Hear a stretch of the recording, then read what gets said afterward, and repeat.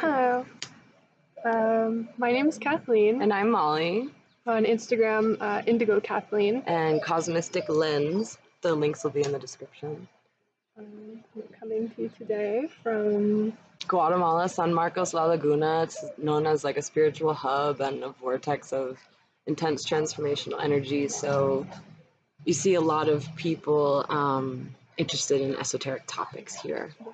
Big interdimensional hub for that here on our planet. Yeah, for sure. We met almost 3 years ago. Here. Yeah. And both interested in the same topics of life and consciousness. And we're both astrologers. Mm-hmm.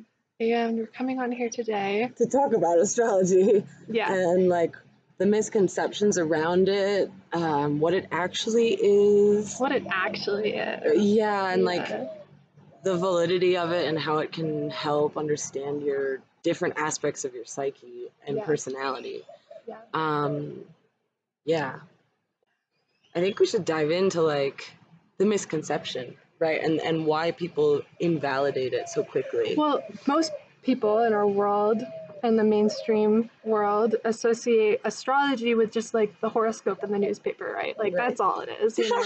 And like we all have a general kind of like understanding of our signs, but like not really. You know? And also when you take into account the whole that most people think astrology is just your sun sign. Yeah. So the sun sign is where you'd be like, well, I'm a Gemini or I'm a Scorpio. Cancer. Like I'm a Leo. Yeah.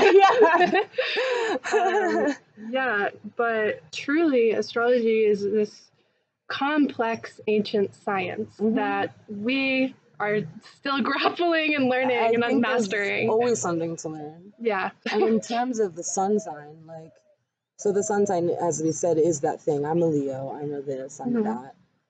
But that's only one planet. That's only one planet.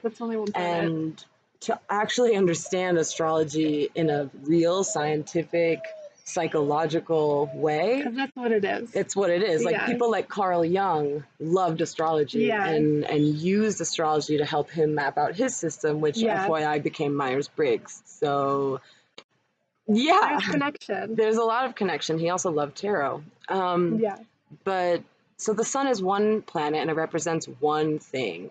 And then you have all the other planets and what they represent and where those are in your chart.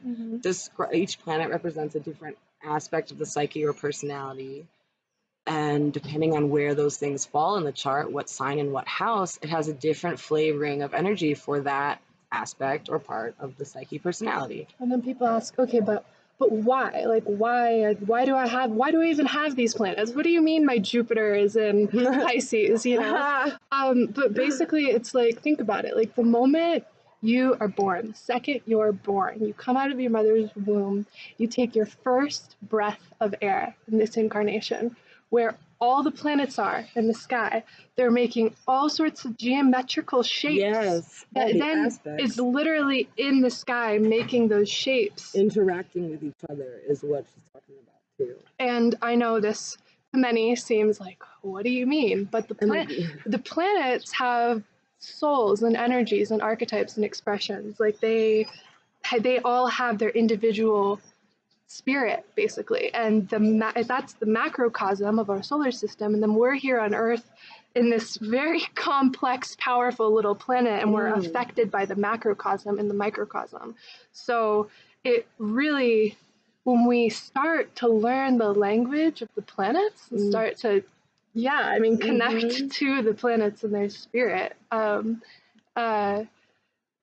and see how it all touches each other, we can get this just incredible map of our psyche, of our soul, of this incarnation, and like what we're doing here. That's important too, is that the chart will have elements that speak to other incarnations of you. But what we're looking at in a natal chart is the current expression, how it got there, how it expresses, what it's about, what it's interested in, what it's here to do, you know, where it's come from, what it's learned, what it needs to learn what you've learned, what you need to learn, where you're gifted, where you attract good luck, where you're challenged, where your personal expressions.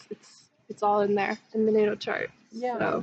So I think that wraps this topic up.